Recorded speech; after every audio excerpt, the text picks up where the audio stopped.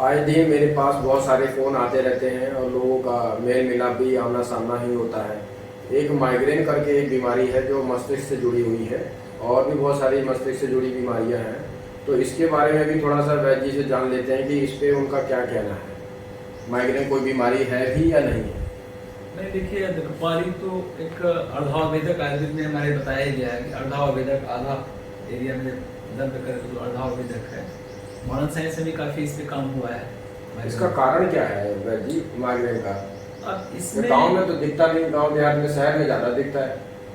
नहीं, गाँव में भी दिखता है और हमें लगता है कि मुझे खुद ही मेरी माँ को था, मेरी माँ से मुझे हुआ, मुझसे मेरे बेटे को हुआ है। तो अभी लगता है कि पहले लोग जेनेटिकली मानते थे, अब जेनेटिकली लोग मानने लगे हैं। तो अभी इसमें देखा जाएगा तो इसका स्पेशली स्ट्रेस भी हो सकता है एक फैक्टर। दूसरा आपका एंजाइटी, अगर अग्नि की समस्या, एंजाइटी आपका परेशानी हो रही है अग्नि की, उससे भी हो सकता है। तीसरा आपका जो फैक्टर है कि न सोना, नींद में भी परेशानी, क्योंकि इसके भी दो तरह के हैं। अर्धावेदक की दो तरह का होता है, एक वातज है और एक वात कफज है। दोनों की चिकित्सा अलग अलग होती है, ठीक है। तो अगर आपका स्पेशली अगर हम लोगों का जो चिकित्सा के रूप में इसमें हम लोग का काफी गाय का घी का नस्य जो हमारा है, स्पेशली हम लोग इसमें ज्यादा उपयोग करते हैं। क्योंकि गाय के घी का अगर आप गुण जानना चाहेंगे, यदि आपने दूध का गुण जाना, थोड़ा सा गाय के घी के बारे में बता दे रहे हैं। तो गाय का घी के बारे में कहा गया है कि घृतम पित्ता निर्हरम रस शुक्र ओजसी।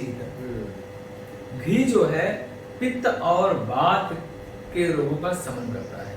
और आप देखिए पित्त के लगभग 40 रोग होते हैं और वात के 80 रोग होते हैं। 120 रोगों पे गाय का घृत काम करती है, जो हमारा स्पेशली।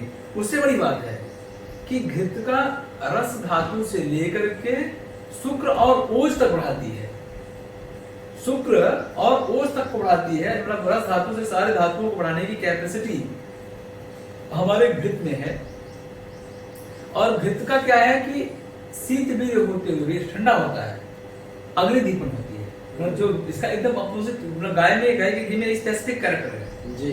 तो गाय का घी अगर आप देखेंगे तो गाय का घी एक तो देखिए वात और पित्त के रोगों में काम कर रही है, और दूसरा क्या है कि अगर वात पित्त नाक में नस लेने का जो तरीका भी इसमें है, नस में हम देखें ना कि लोग डाले लंबा खींच गए, तो उससे क्या होता है कि नाक का आपका जो ऊपर का एरिया बंद हो गया और आपका घी नीचे रह गया जी, और गले में भी आ जाता है। और कहा गया है कि नासा ही सिरसो द्वार, नाक ही सिर का द्वार है। तो सिर के अंदर अगर जाएगा घी तो हमारा तर्पण करेगा, और तर्पण करने से क्या होगा कि आपको कहा नहीं कि सारे धातुओं को पुष्ट करने का एक स्पेसिफिक गुण है हमारे गाय के घी में। अगर आप ले गए नाक में और इसमें आचार्य चरक लिखे हैं कि नस्यम तु दीयते यथा विजृम दीयते, नाक में दे करके जैसे विजृम स्लोली लेना है,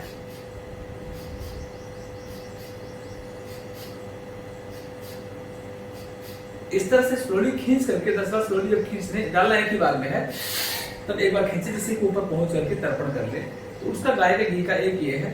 दूसरा एक हमें एक वैद्य जी के पास हमारे चर्चा हुई थी बहुत पहले, जब मैं ज्वाइन किया था बीएमएस में, तो उन्होंने दिया था। उसका भी बहुत प्रभावी हम देखते हैं कि इसमें अर्धकपाली में रहा है प्रभाव। चूंकि पेशेंटों को हम लोग एडवाइस करते रहते हैं, दवाइयाँ तो बहुत सारी हैं आयुर्वेद का जो चिकित्सक लेते हैं, लेकिन जो एक समाज में बचाव के लिए है कि आप बचा सकते हैं कैसे, तो उसमें हम लोग क्या काम कहते हैं कि आपका छोटी इलायची, शीतल चीनी और मिश्री का कॉम्बिनेशन।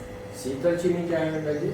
शीतल चीनी ठंडी चीनी का नाम ही आता है, शीतल चीनी उसका नाम आता है, मार्केट में आती है।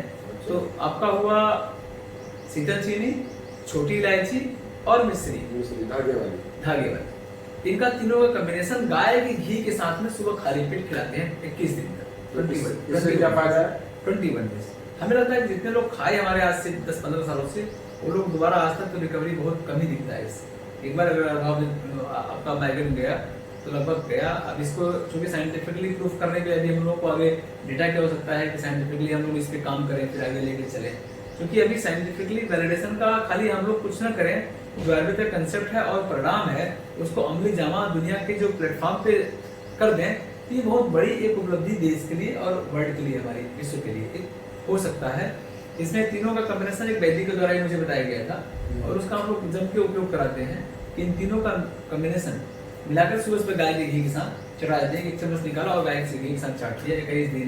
21 दिन या 45 दिन का जैसा केस है वो केस पे अलग अलग होता है, तो काफी ज्यादा राहत है। इसी बीच में ये बताना चाहूँगा कि राजीव दीक्षित जी को सभी लोग जानते हैं और सारे वैद्यों से मैं जुड़ा हुआ हूँ, और उन लोगों की कृपा यही है, उन लोगों का बताना यही है कि देसी गौ माता का जब घी नाक में डालते हैं तो अस्थमा, दमा, साइनस, माइग्रेन, हेडेक, नाक से पानी, नाक से खराटे, नींद नहीं आना, बेचैनी, सफोकेशन, घबराहट, आंखों में जलन, बाल सफेद होना, झड़ना, सर दर्द होना, मतलब 28 रोगों की रामबाण दवा है ये देसी गौ माता का घी नाक में डालने से, छाती से लेकर सर तक 28 रोग।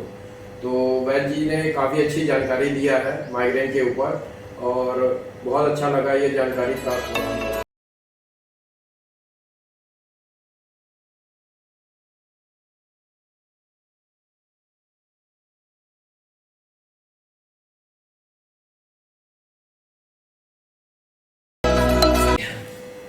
अगला सवाल मेरा यही है वैद्य जी से कि कैंसर एक पित्त प्रकृति की बीमारी है, जहाँ तक मैंने सुना है और जाना है, और इसमें जर्मनी और जापान के जो साइंटिस्ट हैं उनका कहना है कि जो आम व्यक्ति भोजन करता है, आहार करता है, खाना खाता है, वो कैंसर के कोशिकाओं की खुराक है। तो जो व्रत में हम खाते हैं वही के रोगी को, कैंसर के रोगी को खाना खाना होता है, भोजन खाना होता है। आइए वैद्य जी से जानने की कोशिश करते हैं कि ये बातें जो है मैंने आपसे कहा है ये कितने हद तक सच है। अब इसमें प्रकृति के आधार पे पित्त प्रकृति कहना उचित नहीं है जी, क्योंकि जो कफ रक्तज है और रक्त का गुण पित्त के समान होता है, तो सहयोग करता होगा उसका, और इस पे भी बहुत ज्यादा हमें लगता है काम अभी हुआ नहीं है, ये काम की आवश्यकता है। और चूंकि जो व्रत का आपका बताया ना कि व्रत का विधान ही है, और धातु ही धातु आहार से, एक धातु दूसरे धातु की आहार है, हमारा अक्षर सूत्र में बताया गया है इसके बारे में कि अगर एक जो बेकार की धातु में ग्रोथ करेंगी, बढ़ेंगी, तो उसको खुद ही धातु अगर आप फास्टिंग रखते हैं तो पहले उसी खाती है, अच्छी चीजों में गंदगी को पहले बॉडी पहले खाती है, और गंदगी को पहले खाएगी तो बॉडी क्लीन होती रहेगी, और हमें लगता है कि अभी इस पे काम करने की आवश्यकता है। और इसी बीच में एक और सवाल है, जो लोग मोटे होते हैं, जिनका वजन ज़्यादा बढ़ जाता है, तो हम लोग ये मानते हैं कि जिसका भोजन नहीं पचा उसी का वजन बढ़ जाता है, या आपकी दिनचर्या खराब है, तो वैसे इस पे भी कुछ कह दीजिए। मोटापा का कारण का स्पेशली अस्वप्नम व्यवसाय व्यायाम चिंतनांच 4 फैक्टर है उसका दवाई करने का, कि जो देर तक सोएगा, ज्यादा सोएगा वही मोटा होगा, जो व्यायाम नहीं करेगा वो मोटा होगा, जो चिंता नहीं करेगा वो मोटा होगा। शादीशुदा आदमी है तो स्त्री के साथ रहने पे भी नहीं रहने पे भी मोटापा होता है, तो जस्ट इसका उल्टा कर देंगे तो मोटापा कम करने का एक रास्ता है कि कम सोइए, ठीक है, व्यायाम करिए, चिंता करिए, और स्त्री के साथ का जो एक रोल होता है उनके साथ रहने पे, ये 4 फैक्टर हैं, तो चारों फैक्टर वजन को कम करते हैं। तो मोटापा का स्पेशली जो कारण है, कॉन्स्टिपेशन को एक मूल कहा गया है। अगर पेट नहीं साफ हो रहा है उसी को मोटापा होगा, जिसका पेट साफ हो रहा होगा उसका मोटापा कभी नहीं होगा। तो जितने भी आप देखिए कि जितने फिटनेस वाले हैं उनसे बात करेंगे हिस्ट्री, तो पेट साफ उनकी होती है। और दूसरा लाइफ स्टाइल और पेट साफ होना, इन दोनों का एक सामंजस्य स्थापित करना चाहिए। और अगर मोटापा हो गए हैं तो हम लोग तो उबला पानी का जो boiled water at bed time देते हैं, कि उबला पानी अगर आप दे रहे हैं, उबला अक्सर कहते हैं लोग कि भाई गर्म पानी, तो लोग गुनगुना पानी पी लेते हैं, तो गुनगुना तो 12 महीने ही गुनगुना पानी पीते हैं, तो ये सर्दी के मौसम में ही पीना चाहिए या गुनगुना पानी 12 महीने पीना चाहिए, ये भी बता दीजिए। नहीं, गुनगुना नहीं पीना चाहिए, मैं कह रहा हूँ गुनगुना मतलब आधा पका पानी आपने पिया, और आधा पका पानी कभी भी आपका लाभदायी नहीं होगा। आधा कच्चा चावल खाएंगे आप तो क्या उचित है आधा कच्चा चावल? तो आधा पका आपने पानी का मतलब उबाल दीजिए, ठंडा हो जाए, उसको हम लोग गर्म पानी उष्ण जल कहते हैं जी। तो जो उबला पानी होगा वो लाइट हो जाएगा। और उबला पानी का काम क्या है, एक तो भूख बढ़ाएगा, दूसरा पेट साफ करेगा, तीसरा वजन कम करेगा। तो क्या 3 काम तो पूरे दिन में हम पीते रहे ये, और किस महीने में पिए इसके बारे में भी बता दीजिए। पूरा दिन तो कभी नहीं पीना चाहिए, बेड टाइम सोने जा रहे हैं तब उबाल कर रख ठंडा हो जाए, उसको आप आराम से 1 गिलास पी के सोएं, और वही रख के सुबह आप उसी को हल्का गुनगुना करके पी सकते हैं उबला पानी, ठीक है। और दिन भर पीने से क्या होगा कि आपको एसिडिटी, गैस्ट्राइटिस, ठीक है, या नींद नहीं आना, बाल पकना, बाल झड़ना, बीपी रेज करना, ये सब सारी बीमारियां अगर हम लगातार, जैसे जो चीजें नहीं निषिद्ध है, हमने नहीं इंडिकेट नहीं किया गया है, अगर हम उसको करते हैं तो ये नई बीमारियां हमको शुरू करने लगती है। इसलिए रेगुलर लगातार कोई काम करना लगातार वो उचित रहती। मात्रा पूर्वक काम करना वही जो चिकित्सा है, वही मात्रा बढ़ा देंगे तो ये जहर हो जाती है। इसीलिए कहा गया है कि विषम तच्च हरम युक्ति युक्ति युक्त रसायन। अगर इसको युक्ति पूर्वक खा रहे हैं तो रसायन है, और बिना युक्ति पूर्वक करेंगे तो मार देगा। तो वैद्य जी ने बहुत सारी जानकारियाँ ये दिया है। आज इंटरव्यू बहुत अच्छा हुआ है, और आप लोग घर बैठ के इस चैनल को लाइक सब्सक्राइब करें ना करें उससे कोई हमारा लेना देना नहीं है। वीडियो अंत तक देखने से आपको जानकारी मिलेगी और वैद्य जी से आप उपचार करा सकते हैं। आखिरी समय में मैं वैद्य जी से ये पूछना चाहूँगा, जो भी सब्सक्राइबर हैं, जो जनता आवाम इस चैनल को देख रहे हैं, या जो लोग स्वस्थ रहना चाहते हैं, या जो रोग जिनको लगा हुआ है, सभी लोगों के लिए वो एक संदेश दे देंगे तो हमारे लिए बहुत अच्छा रहेगा। सबसे पहले तो मैं चूंकि आयुर्वेद का बीएससी का स्कॉलर रहा हूँ, विज्ञान जानता हूँ, और विज्ञान के साथ में आयुर्वेद को सामंजस्य स्थापित करने का लगातार प्रयास करता रहता हूँ। और इस सामंजस्य में तब तक ये फलीभूत नहीं हो सकता जब तक कि समाज इस बातों को समझना शुरू कर दे और समाज इसकी डिमांड शुरू कर दे जी। और जिसकी डिमांड होती है उसकी ही वैल्यू बढ़ती है।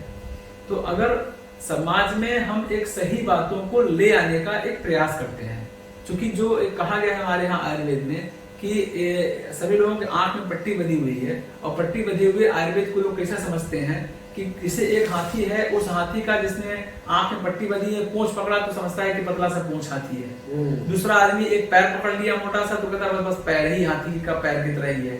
तीसरा कोई सूंड पकड़ लिया तो कहता नहीं बस सूंड की तरह हाथी है, क्योंकि उसके पास दिखाई नहीं पड़ रहा है। और चौथा कोई मोटा शरीर पकड़ लिया तो कहता नहीं मोटा शरीर और कुछ है ही नहीं इसके पास में। वही आयुर्वेदिक कंडीशन वर्तमान समय में है जी, कि कोई ये पकड़ लिया, कोई वो पकड़ लिया, कोई वो। उन बातों को हम लोग चाहते हैं कि नहीं, हाथी का सेब हाथी की तरह दिखाई दे, गाय गोमाता का सेब गोमाता की तरह दिखाई दे, आयुर्वेद का सेब आयुर्वेद की तरह दिखाए। सही बातों को शास्त्र में मैंने आपने देखा कि मैं विद श्लोक के साथ में, रेफरेंस के साथ में पूरा बताते जा रहा हूँ कि देखिए ये श्लोक है और ये कहा गया आयुर्वेद को वैज्ञानिक रूप से और आयुर्वेद को समाज के हित के लिए। तो आयुर्वेद को जो मेरा अंत में एक अंतिम श्लोक के साथ में मेरा जो अपना खुद का मेरा वक्तव्य बनाया हुआ है कि आयुर्वेद अपनाए जीवन को स्वस्थ बनाए, आयुर्वेद की युक्ति पूर्ण रोग से मुक्ति। जय गौ माता जय गोपाल 1983 मेरा यूट्यूब चैनल है, और मेरा लक्ष्य जीवन का है कि आयुर्वेद को आगे बढ़ाना, गौ माता को बढ़ाना, किसान भाइयों को बढ़ाना, मिट्टी के बर्तन बनाने वालों को बढ़ाना। और वैद्य जी कुछ और भी कहना चाहेंगे? बीएचयू का जो हमारा है महामना मालवीय जी का विजन है, महामना मालवीय जी का विजन ही था कि समाज के प्रति विश्वास, समाज के प्रति आगे बढ़ाना। वर्तमान समय में हमारे माननीय कुलपति जी प्रोफेसर जैन सर, और ये बीएचयू हर वक्त आप देखेंगे कि पूरे जो दुनिया में आज हो रहा है इंटीग्रेशन आज चल रहा है, वो महामना मालवीय जी हमारे 1916 में उन सबकी स्थापना करके गए हुए हैं। तो महामना मालवीय जी का विजन ही था कि भारत नहीं पूरी दुनिया से जो अच्छे हों इस विश्वविद्यालय में स्थापित किए जाने का उनका उद्देश्य था। उस स्थापना का जो मेन परिकल्पना था कि समाज में एक बनावटीपन से ज्यादा अच्छा है कि समाज के साथ रह करके समाज में आगे ले जाना। और बीएचयू हमारा कंसेप्ट की जननी है, कंसेप्ट यहाँ से बनता है और निकलता है। तो यहाँ से कंसेप्ट निकल रहा है। विनय सिंह भाई साहब को धन्यवाद देते हैं कि कम से कम कंसेप्ट का जो ओरिजिनल रियल फॉर्म हमारा काशी हिंदू विश्वविद्यालय है, और वहां से समाज में इस तरह की बातों को एक अवेयर करना, एक प्रोपोगेट करना, ये समाज के लिए अत्यंत हितकारी और अच्छा काम कर रहे हैं। और चूंकि आपका जो प्रकृति में देखा या आपका गुण देखा वो बात वाला मैंने देखा कि बात उत्साही होता है, बात को भगवान कहा गया है, और बात तत्काल जो है जोड़ करके दूसरे लोगों के साथ काम करके उसको आगे प्रमोट करता है। तो बात का अच्छा भी काम होता है, और बात अगर नाराज होगा तो बुरा भी काम होता है।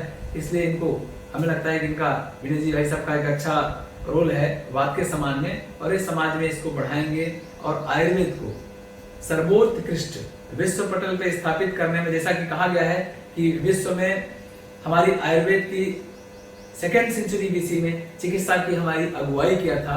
फिर से वही दिन आएगा, आयुर्वेद के छात्र, आयुर्वेद के शिक्षक और आयुर्वेद के फॉलोअर्स विश्व की अगुवाई में महत्वपूर्ण भूमिका निभाएंगे। इन्हीं सबके साथ वैद्य सुशील कुमार दुबे, बीएचयू प्रोफेसर का प्रणाम। और आखिरी लाइन में यही बोलना चाहूँगा कि पूरे यूपी में महावैद्य सुप्रसिद्ध वैद्य जो है नाड़ी वैद्य जो हमारे साथ में है, वैद्य सुशील दुबे जी हैं जो बनारस के रहने वाले हैं और 26 साल का उनको तजुर्बा है आयुर्वेद का और बहुत अच्छे से ढंग से उन्होंने मेरी भी नाड़ी देखी और मुझे एहसास हो गया कि इनसे बड़े कोई वैद्य हो नहीं सकते। मेरे रिसर्च के मुताबिक तो मैंने यही जाना है और मैं सब लोगों को यही बोलूँगा कि स्वस्थ रहें। अगर बीमार हों तो वैद्य सुशील जी का ही आपके मुंह पर नाम आना चाहिए, शायद आपको इस गंभीर बीमारी से वो बाहर निकाल लें। मैंने तो यही देखा है, बहुत लोगों को उन्होंने ठीक किया है। तो जय गौ माता, जय गोपाल। 19